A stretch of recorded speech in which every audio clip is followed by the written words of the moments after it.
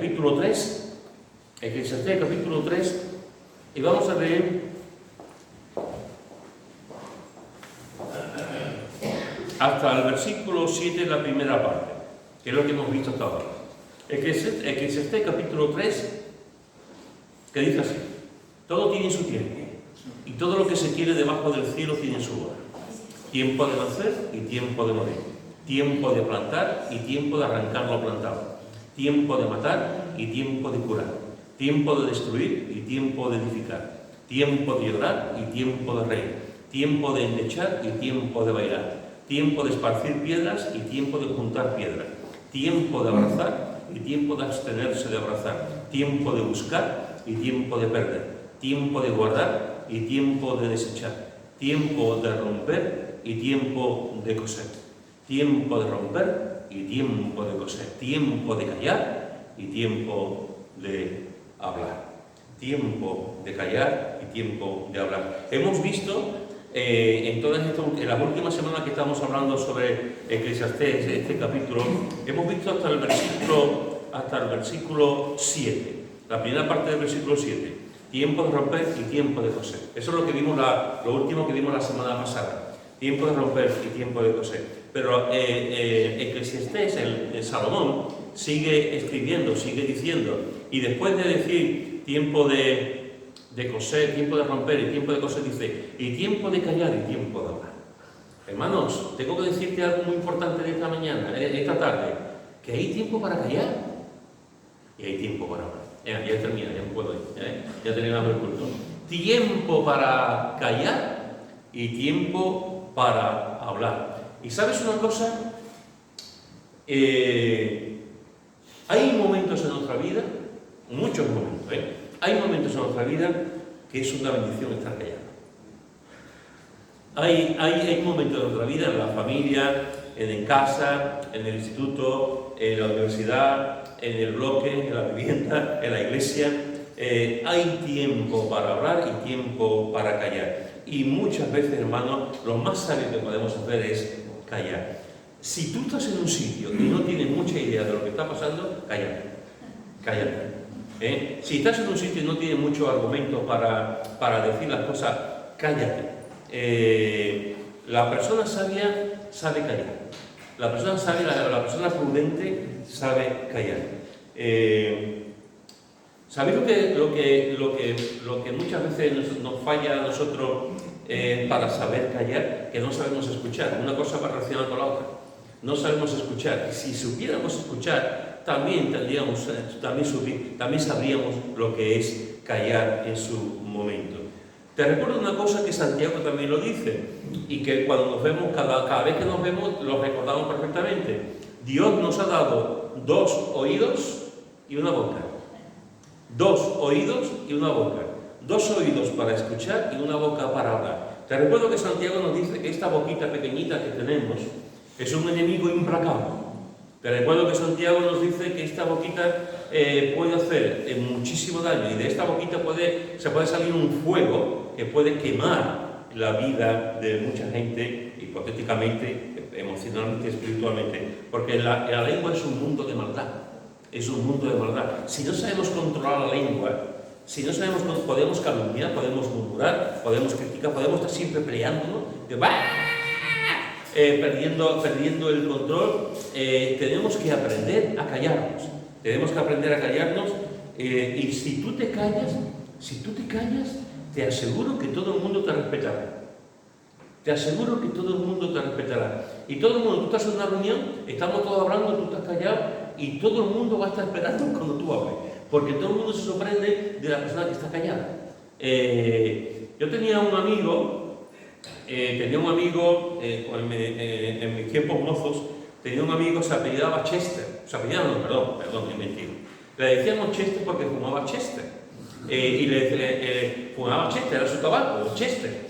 Y le decíamos Chester. Todos los chavales que habíamos éramos más o menos 15 o 20 que nos juntábamos en aquella época, 15 años, 16, 17. Tenía el pelo largo, era alto, delgado, y de todo, quitándome a mí, era el más guapo. Era guapote, las cosas como son, era guapote. el único que le hacía sombra era yo. Era guapo, tenía mucho éxito con las mujeres, era muy guapo el chaval. Las atraía, las chavalillas las atraía, era muy guapetón. Cuando estaba con la chavala, como era tan guapo, pero en el momento en que hablaba, salían corriendo. En el momento en que hablaba, por dos cosas. Una, porque tenía una voz de pito. Entonces, tú sabías, y cuando hablaba, y la gente se quedaba, eso no podía hacer nada el hombre. Nació así, ahí no podía hacer nada. Pero después, cuando hablaba, tú notabas que realmente era una persona que decía muchas tonterías, muchas sandeces, una persona que apenas tenía una oratoria, que no sabía mantener una conversación. Y claro, esas las mujeres, a las chavalillas, pues decían, muy guapo, pero después... Entonces, sin embargo, cuando estaba callado, era un éxito. Cuando estaba callado, todo el mundo lo miraba, todas las chavalillas lo miraban, porque era muy guapo, era como José Luis, era muy guapo allí, y entonces pues... pero decía, hablaba con la voz de pito, y después con esa que no sabía realmente el hombre tener conversaciones, pues ¿qué es lo que ocurría? Que cuando hablaba, pues ya todo el mundo decía, apaga y vámonos.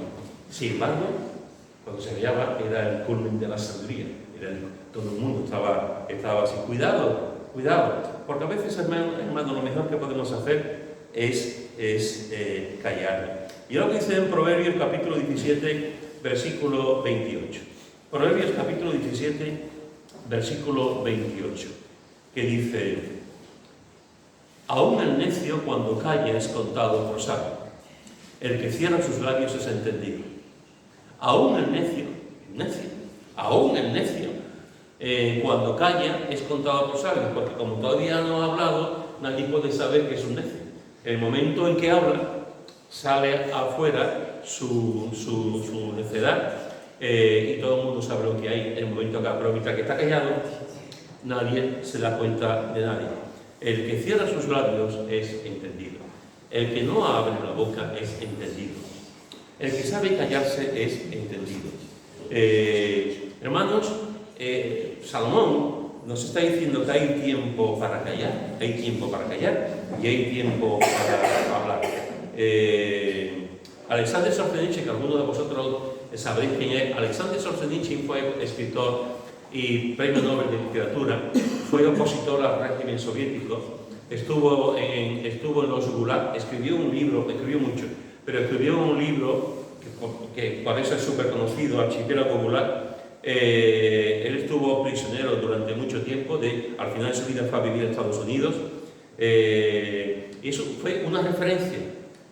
Cuando yo era un chaval, Solzhenitsyn era una referencia, y muchos leímos acerca de él, y para muchos era cristiano también. Yo no sé exactamente si era cristiano, pero sí tenía el concepto de Dios, sí hablaba de Dios. Y una vez le preguntaron a Solzhenitsyn, a este autor ruso, le preguntaron acerca de que si en Occidente había alguna dolencia moral. ¿Qué moralidad tenía Occidente? Y Alexander Solzhenitsyn respondió: aparte de la cobardía, fijaros la respuesta, aparte de la cobardía, el egoísmo. Se oye un constante clamor por derechos y más derechos, pero muy poco acerca de la responsabilidad. Además, hemos olvidado a Dios. Esto lo está diciendo en la segunda mitad del siglo XX. Y está diciendo que Occidente, es decir, nosotros, una de las cosas que tenemos es la cobardía, el egoísmo, y que hemos olvidado a Dios. Y estamos hablando de la mitad del siglo XX, no estamos hablando de ahora. Y él estaba diciendo que mucho hablar por los derechos, muchos derechos, igual que hay, muchos derechos, pero no sabemos nada acerca de la responsabilidad. ¿Os suena? Es lo mismo, todavía más, muchos derechos, todo el mundo quiere sus derechos, pero poco se habla de la responsabilidad, poco se habla de hacer las cosas bien, poco se habla de que mi libertad termina en el momento en que yo te pisoteo a ti, y que mis derechos terminan en el momento en que yo te hago daño a ti.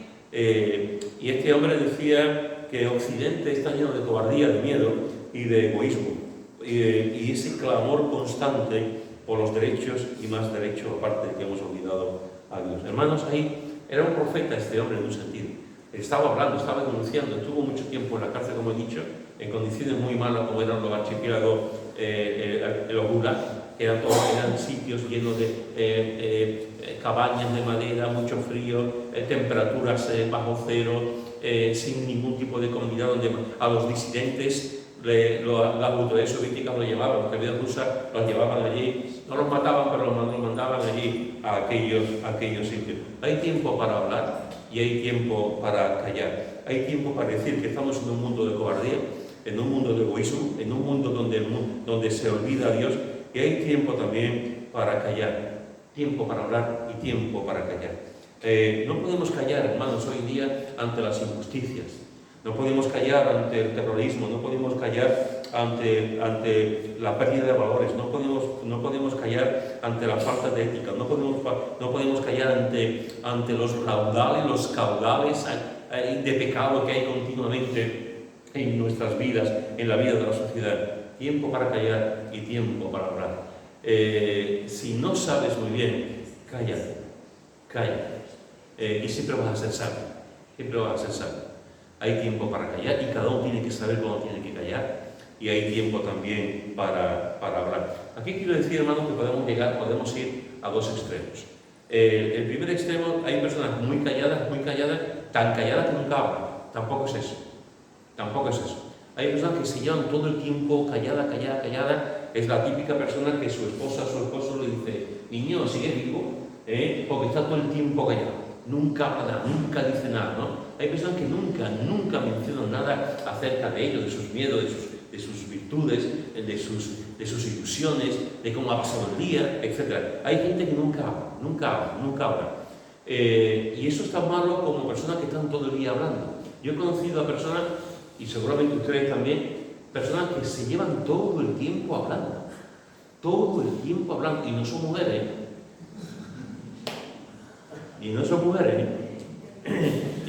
Se me viene a la mente dos hombres que conozco, uno de ellos misionero, y otro que no quería borrarse. Estos son de las personas que tú vas por la calle y tú los ves en la acera y te das la vuelta. Busca un sitio porque vas a perder 2 horas con ellos, porque no paran de hablar, y tienen una facilidad, tienen una capacidad para hablar, una forma, y tú estás escuchando y tú quieres, a ver si meto aquí baza, a ver si aquí puedo, y no te da tiempo. Cuando tú crees que puedes decir algo, ¡pum!, y sigue hablando. Tan malo es estar callado siempre y no decir nada, como estar hablando siempre, porque al fin lo que provoca realmente es una dispersión de la gente que está a tu alrededor. Tiempo para callar y tiempo para hablar. Después dice también Salomón: tiempo de amar y tiempo de aborrecer. Qué contradicción, ¿verdad? Tiempo de amar y tiempo de aborrecer. El concepto de amar lo podemos entender. ¿Hay tiempo para amar? Sí. Siempre es tiempo para amar. Pero ¿tiempo para aborrecer? El creyente puede aborrecer algo. El creyente puede odiar a ciertos conceptos, a las personas, etc. ¿Podemos aborrecer nosotros como cristianos a otra persona? Mira lo que dice en Proverbios, capítulo 6, versículo 16 al 19, que lo vimos hace un tiempo, también durante varios domingos. Proverbios capítulo 6, versículo 16 al 19. Y mira lo que dice.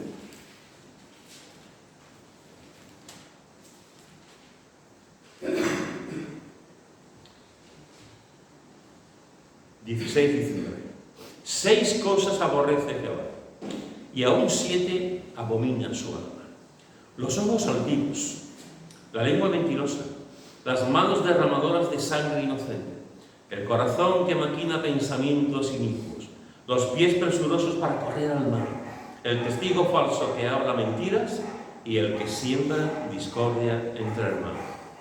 Fijaros que aquí no está diciendo en un lenguaje, digamos, que a todo el mundo le gusta, en un lenguaje que no podemos conformar, ese lenguaje del buenismo, de las cosas que siempre salen bien, ese lenguaje ideal. Aquí está diciendo algo que mucha gente no entiende, incluso a veces los creyentes tampoco lo entienden. Aquí está diciendo que el Señor aborrece ciertas cosas, y tú dices, ¿cómo? Pero si Dios es amor, si Dios es paciente, si Dios es misericordioso, ¿cómo Dios puede aborrecer ciertas cosas? Pues yo no sé lo que tú dices, lo que tú piensas, pero es lo que dice la Biblia. Y no solamente aquí, la Biblia menciona muchas cosas que Dios aborrece. Déjame resumírtelo. Dios aborrece el pecado, Dios aborrece la maldad. Yo no puedo entender un Dios que no aborrezca la maldad. ¿Tú lo puedes entender? O sea, a mí me hablan de un Dios que ama profundamente, que ha creado el mundo, y un Dios que la maldad le da igual, bien o mal, y no aborrece la maldad, no aborrece el pecado, y tú dices, ¿qué clase de Dios es este? Porque una de las cosas que uno entiende de una referencia de Dios es que Dios siempre va a la luz, que Dios siempre es luz, que Dios siempre es santo, que Dios siempre es bueno. Por lo tanto, si es luz, si es santo, si es bueno, si es misericordioso, no puede andar con el mal, no puede coquetear con el mal, no puede decir a los que hacen el mal, no puede pasarle la mano por la espalda y decirle, no te preocupes, hijito, si yo te sigo queriendo. Dios aborrece la maldad. Si Dios no aborreciese la maldad, yo no estaría con él, os lo aseguro.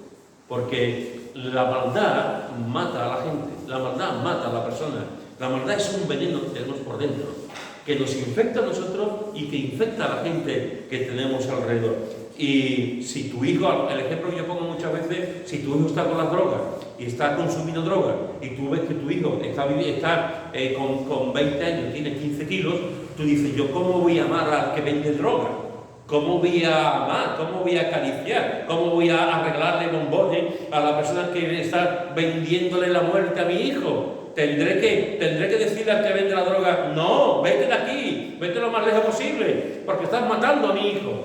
Eso es lo que hace el Señor. El Señor aborrece el pecado porque nos mata, porque nos quita la libertad, nos quita la santidad, nos quita el ser humano, lo que somos de seres humanos, de personas. Estamos creados a su imagen y semejanza.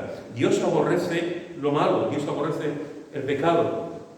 Dice la Biblia que Dios se aira contra el impío todos los días, que Dios se aira, se enfada contra el impío, no por el hecho del impío, sino por lo que hace el impío, por lo que hace la persona mala, el mal que hace a los demás. Tiempo de amar y tiempo de aborrecer. Y Dios aborrece el pecado. Dios aborrece el pecado, aunque nos haga rechinar los dientes, aunque digamos, no acabo de entenderlo bien, pero si Dios siempre es amor. No, por eso mismo que Dios es amor, aborrece el pecado. Por eso mismo que Dios es amor, rechaza el pecado, aborrece el orgullo, la mentira, el asesinato, los que piensan y practican el mal, a los testigos falsos y a los que siembran discordias entre hermanos. Hermanos, nosotros tenemos que aborrecer el pecado. El problema de hoy en día de muchos cristianos y de muchas iglesias es el coqueteo continuo con el mundo.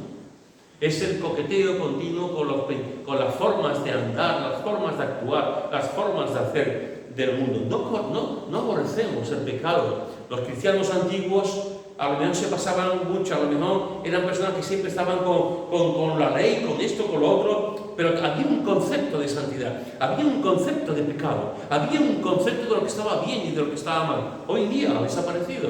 Y el problema es que esa brújula moral que tenemos nosotros, esa ética que tenemos que la Biblia nos da, el problema es que el mundo se ha metido de tal manera en nuestra iglesia, en nuestras iglesias, con las ropas, con las modas, con las canciones, con las formas, con las maneras de hablar. El mundo se ha metido de tal manera que ya no sabemos diferenciar entre lo bueno y lo malo.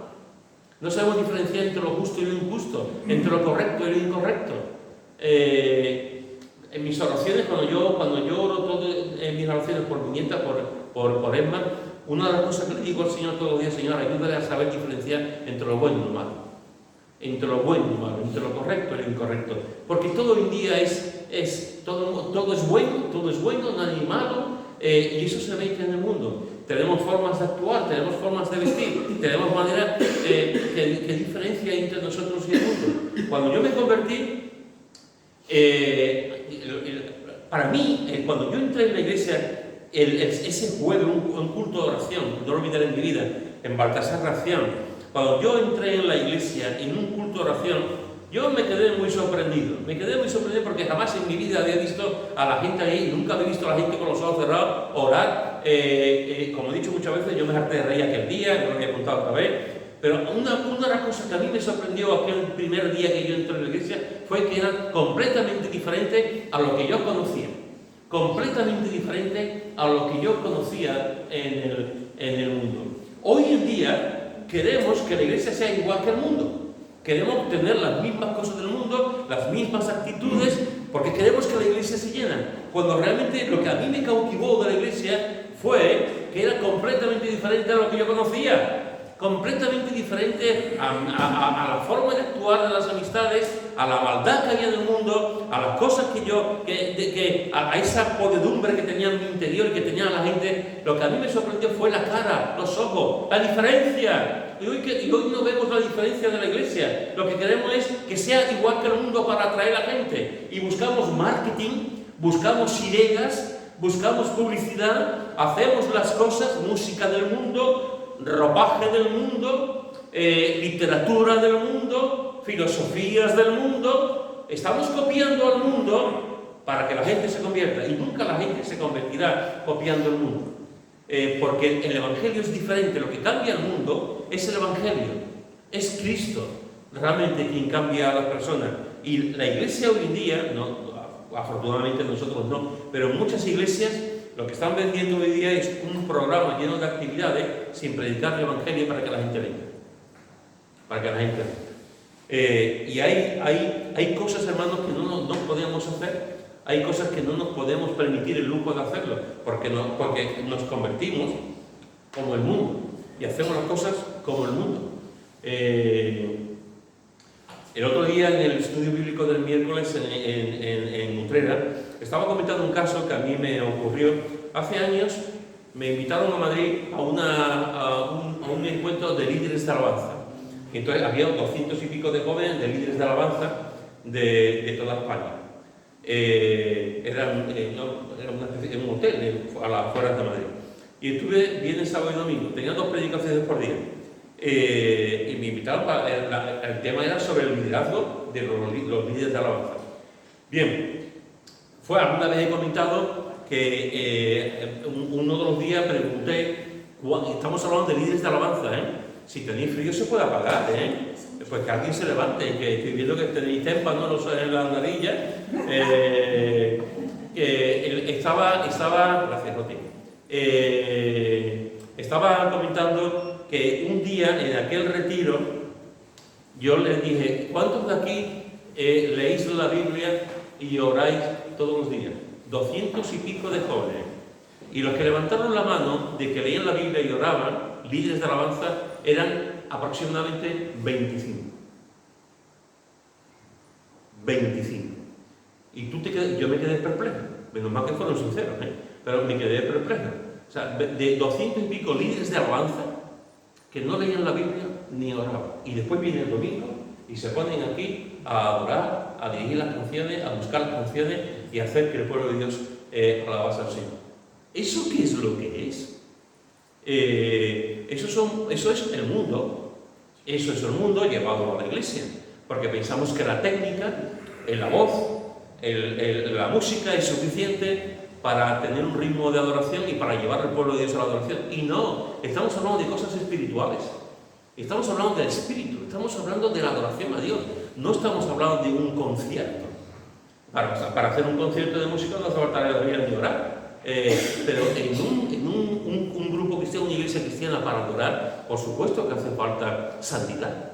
Y hace falta una cercanía con el Señor, una relación con el Señor. Pues en ese encuentro, pues me pasó esto, pero lo que quería contaros es que por las noches había, como eran líderes de alabanza, por las noches había pues un encuentro, ya después de cenar, había un tiempo de oración y de alabanza.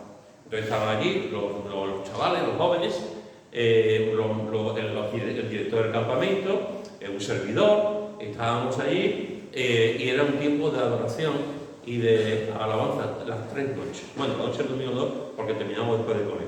Pero la noche del viernes y la noche del sábado. La primera noche, y también ocurrió en la segunda, pero en la segunda ya estaba preparada. La primera noche pusieron incienso. Y todo el salón se llenó de ese olor a incienso. A mí no me gusta el incienso, tengo que decirlo. A mi mujer le encanta. A mi mujer le encanta el incienso. Y de vez en cuando nos peleamos por eso nosotros. Pues a mí no me gusta, ¿no? Me repele un poco yo entiendo que pueda, como a mi mujer que le gusta el incienso, ¿no? Pues pusieron incienso y llenaron todo el local de incienso y pusieron luces, pero no pusieron luces como la de nosotros o aquellas que todavía están apagadas, que espero que se puedan arreglar un día. Pusieron luces de discoteca. ¿Cuántos de aquí habéis ido a una discoteca? Bueno, Nuria sí que sé que ha ido varias veces. Sí que me dijiste que llevaste a Pablo un día. ¿Cuántos de aquí, cuántos levantaron la mano que han ido a discoteca? Pues oye, hay una iglesia discotequera, Pues hace muchos años. Hace muchos años, ya. En la discoteca no ponen luces así, En la discoteca ponen luces de contrastes, boom, boom. Aparte de la música, el ritmo que nos lleva a un baile frenético, pues la discoteca ponen luces rojas, amarillas, verdes, y todo es un compás todo es un texto de color, un arco iris de color con las luces. Cuando la primera noche que estaba allí y pusieron el incienso para que oliese, y la oración y la alabanza pusieron las luces de discoteca.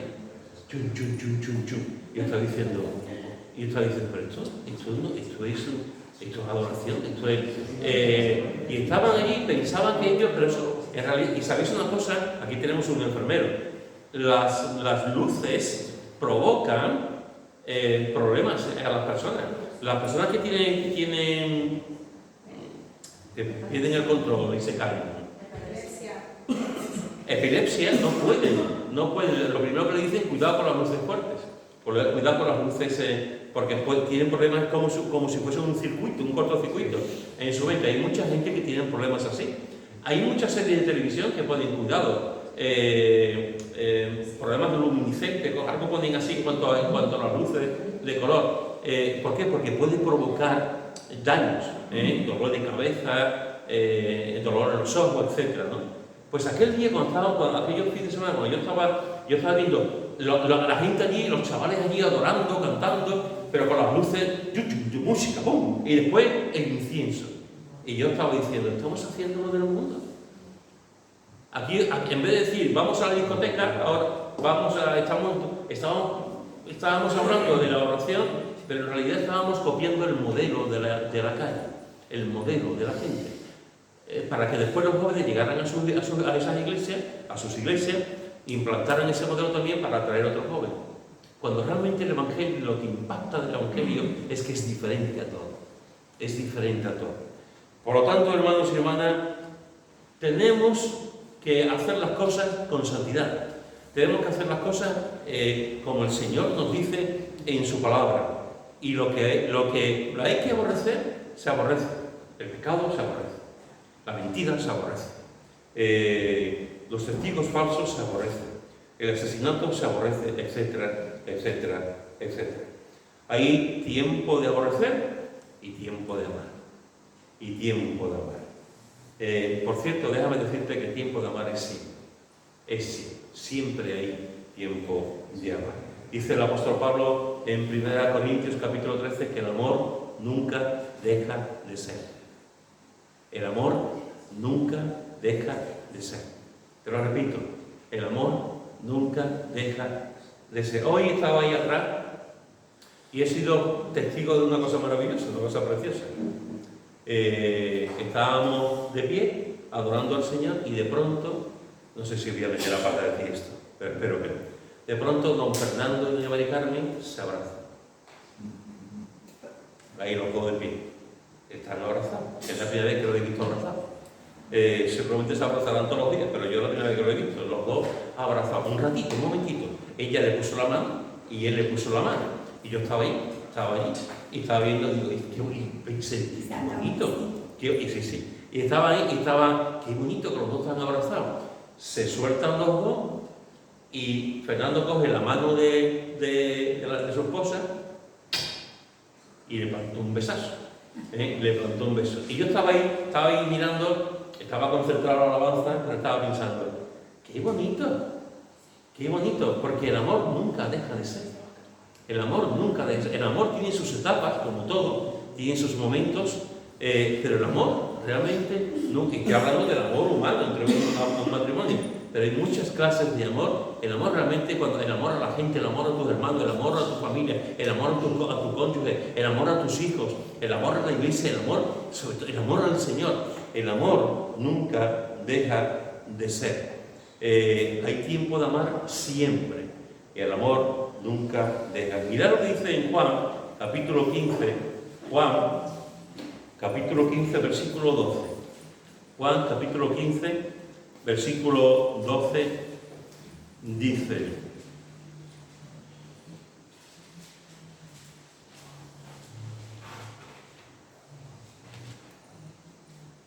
me he ido a Mateo. Juan, capítulo 15, versículo 12.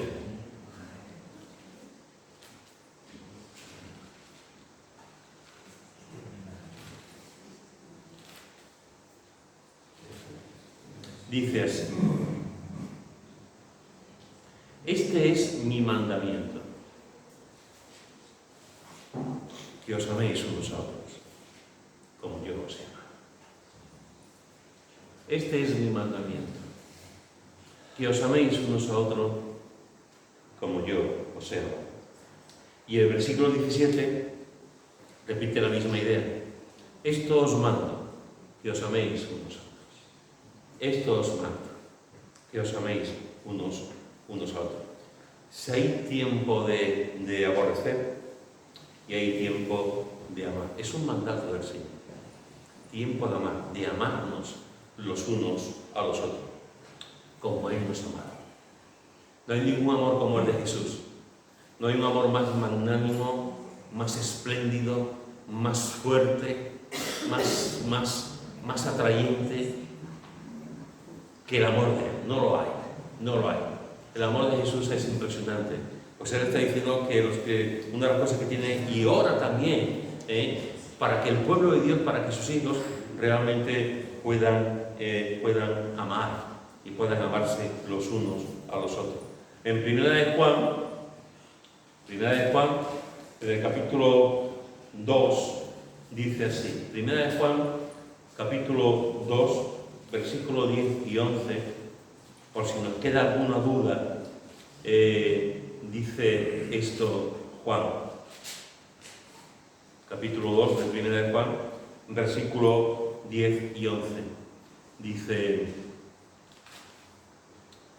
el que ama a su hermano permanece en la luz, y en él no hay tropiezo. Pero el que aborrece a su hermano está en tinieblas y anda en tinieblas, y no sabe a dónde va porque las tinieblas le han cegado los ojos. Esto es terrible. Tú lees este texto y dices, ¡wow! Hay una parte del texto que es maravilloso.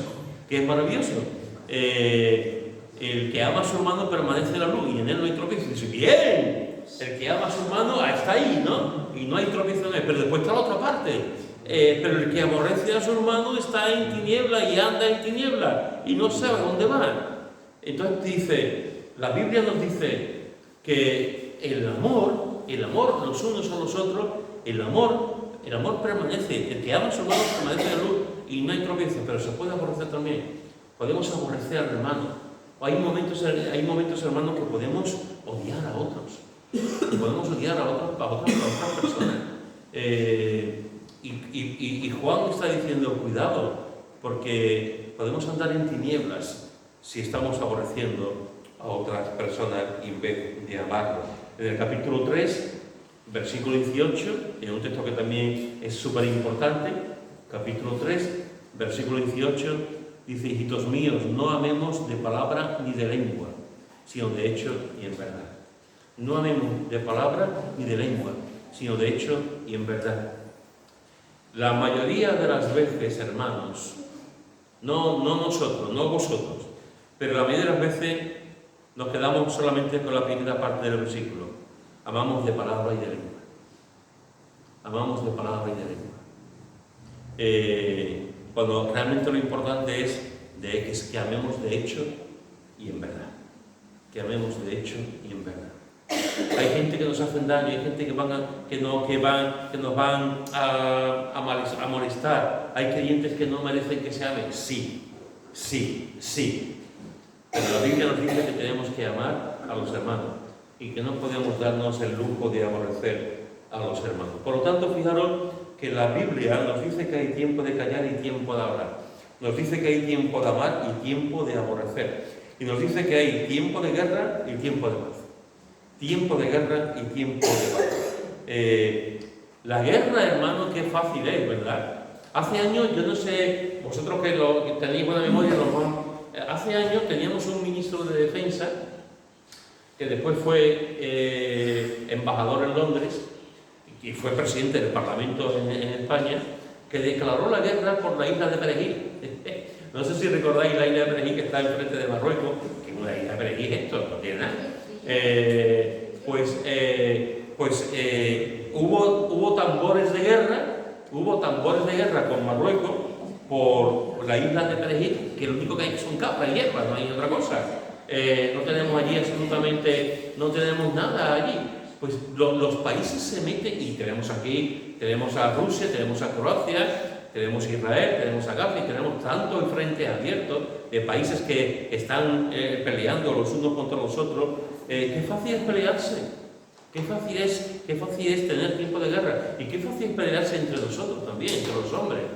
Nos peleamos por cualquier cosa, nos peleamos por decir buenos días.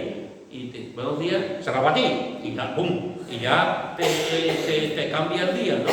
Nos peleamos por cosas, uno se pelea porque la derecha está aquí, el otro se pelea porque la izquierda está aquí, uno se pelea porque el Betis está arriba, el otro se pelea porque el Sevilla está abajo, uno se pelea porque me gusta a mí el color verde, el otro se pelea porque a mí me gusta el color amarillo. Estamos peleando por todo. Hay gente que pierde el control continuamente, se enfadan por las cosas continuamente. Qué fácil es pelearnos, ¿no? Como Pepe se pelea con María Ángeles, qué fácil es pelearnos siempre, ¿no? y discutir. Hay tiempo de guerra y tiempo de paz. Tiempo de guerra y tiempo de paz. Jesús dice, todos lo sabéis, Jesús dice, bienaventurados los pacificadores, porque ellos serán llamados hijos de Dios. Bienaventurados los pacificadores, porque ellos serán llamados hijos de Dios. Déjame preguntarte, ¿tú eres de los que mantienen la paz? ¿Tú eres de los que promueven la paz? ¿Tú eres un pacificador? ¿O eres de los que ponen fuego? ¿Eres de los que echan más leña al fuego? ¿Eres de los que incendian más? ¿Eres de lo que alguien te dice, fulanito de tal y tal y tal, ha pasado esto, tal y tal, y es como, uy. Ahora llega fulanito y te dice, ¿sabes lo que me ha dicho alguien de ti? Y te ha dicho, eso sí, además sí, bien, muy bien, me ha gustado a mí eso, ¿eh? A ver la cara, venga, Nicolás, bien, que te vea todo el mundo, levántate, Nicolás, ponte ahí, ¿sabes lo que me han dicho de ti? Mira, me han dicho de ti esto. Hay gente que le encanta esto, meter tralla, meter ahí enemistades, problemas entre las... Hay gente que le encanta hacer eso, que le encanta.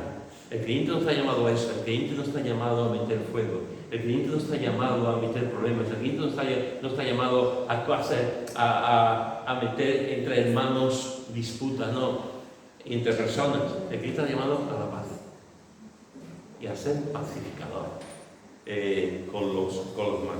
Feliz, hermanos y hermanas, feliz es la iglesia y la familia que tiene personas que son pacificadoras. Lo repito, feliz es la iglesia y la familia que tiene personas que son pacificadoras y promueven la paz. Yo he conocido a creyentes, y seguramente ustedes también, a creyentes que solamente son personas tóxicas, personas problemáticas, personas que solamente van a hacer daño. Lo he conocido y tristemente van a la iglesia, pero también he conocido a creyentes que siempre están con la paz. He conocido a creyentes que siempre buscan el bien de los demás. He conocido a creyentes que se callan sabiendo que lo mejor en ese momento es callarse y no tirar piedras a los demás. He conocido creyentes que su ministerio es la reconciliación, que buscan siempre el bien, la relación buena con los demás, que buscan siempre el bienestar de los demás. Feliz la Iglesia, los hermanos que buscan la paz, que son pacificadores y buscan la paz en la Iglesia, en la familia, en el trabajo, etc. Así que fijaros que hoy te he dicho que hay tiempo de callar y tiempo de hablar. Te he dicho que hay tiempo de amar y tiempo de aborrecer. Y te he dicho también que hay tiempo de guerra y tiempo de paz. Y con todo esto, aquí ya Salomón termina ese contraste que hace entre esas 14 contrastes que hace del tiempo. Aquí termina eso que Salomón está escribiendo. Y la pregunta es, ¿y ahora qué? ¿Y ahora qué? Después de estas semanas que hemos estado viendo de todo esto y todo este contraste, Santiago, Eclesiastés dice, ¿qué provecho tiene el que trabaja de aquello en que se afana? Versículo 9. ¿Qué provecho tiene el que trabaja en aquello que se afana? Y sigue hablando del trabajo, etc. Después de hablar del tiempo. Y después de estar durante todo ese tiempo, dice tú, bueno, ¿qué he aprendido del tiempo? ¿Qué he aprendido de los contrastes que Salomón nos está dando? Lo que te puedo decir, terminando la serie en esta tarde, es que leas atentamente, pienses atentamente en lo que dice Efesios capítulo 5, que lo vimos el primer domingo, si no recuerdo mal, Efesios capítulo 5, versículo 15 al 17, que dice, Efesios capítulo 5, versículo 15 al 17, mirad pues con diligencia cómo andéis, no como necios, sino como sabios, aprovechando bien el tiempo, porque los días son malos. Aprovechando bien el tiempo, porque los días son malos.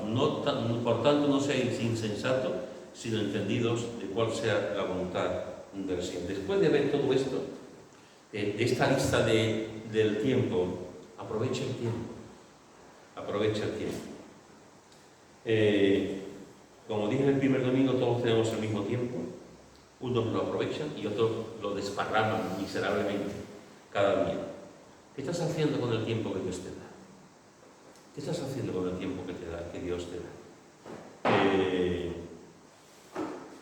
Y como dice también Pablo en Romanos, en el capítulo, con esto voy a terminar, Pablo en Romanos capítulo 13, versículo 11 y 12, dice, Romanos capítulo 13, versículo 11 y 12, dice así.